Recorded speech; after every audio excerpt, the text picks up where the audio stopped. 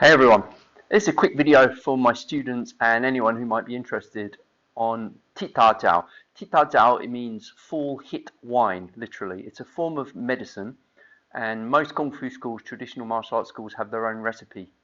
And so this is the one that I brewed. Now, these have been brewing for 9 months. It's a particularly strong mixture, and it's been brewing in a big demijohn for 9 months, and I've just separated them out into smaller bottles for my students. So if you wanted to get one, or if you're interested in knowing a bit more about it, I can tell you on this video.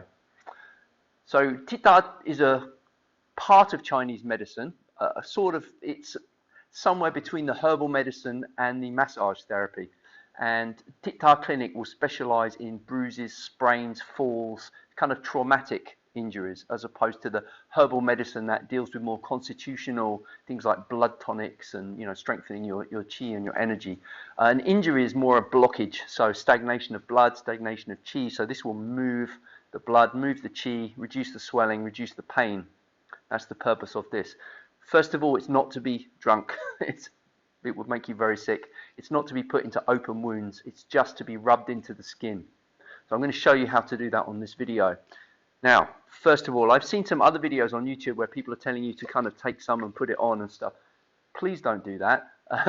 The oils on your skin will contaminate the gel. If you want it to last a long time, don't do that any more than if you had a butter knife and you put butter and then you put it in the jam or the jelly pot. You're gonna get mold in there. So you don't contaminate it. So you take the gel and you put it into something. So for all you Brits that have goo pots hanging around that you don't know what to do with, then that's what I use. Or a small ramekin or a small saucer would do. Just put some gel into it. Now I keep this just for this use, so I leave the sediment in the bottom, so it's strong.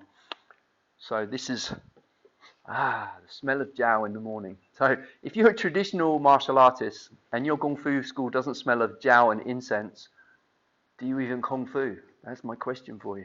You get to know this smell. If you've not smelled it before, come in and ask to smell some. And once you know it, you'll know if it's legitimate. You'll know if you're in a real Kung Fu school, or at least in the southern Chinese kind of Canton, Hong Kong area. This is typical smell. Mix that with the incense on the shrine, and you've got yourself the smell of Kung Fu.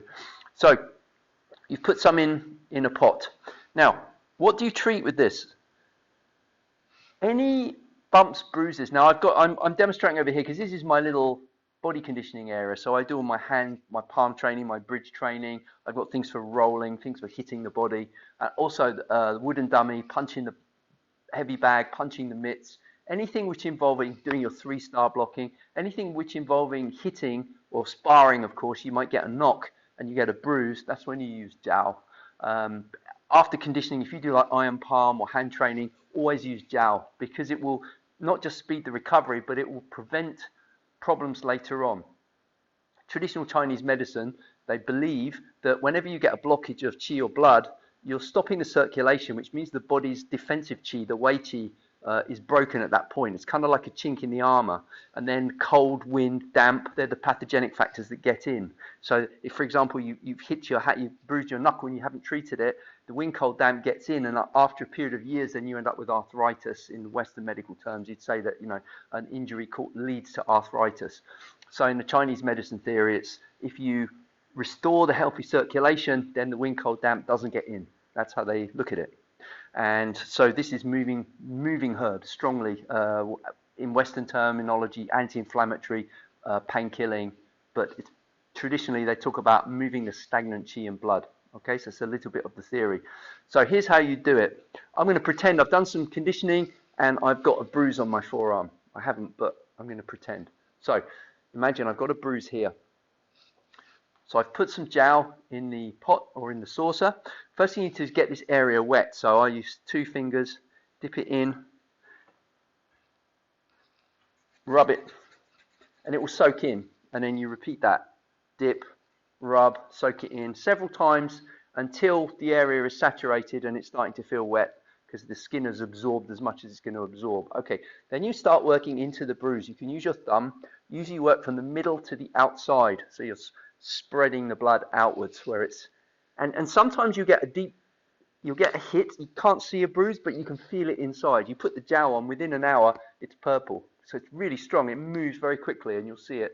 And that's a good thing, because you don't want that inside. You want it recovered. The circulation moves it and disperses it. You don't want it to be stagnant inside. So work your way in, using your thumb and working from the middle to the outside of the bruise. Then using your palm and working deeply, muscles, tendons, get in there. If it's tight, if it's painful, work it a little bit more. Keep adding, keep it wet. And then finish always by going away from the heart. So you're moving away, depending on where the injury is, wherever the injury is, you're moving away from the heart. Same if it's on the lower limbs, okay?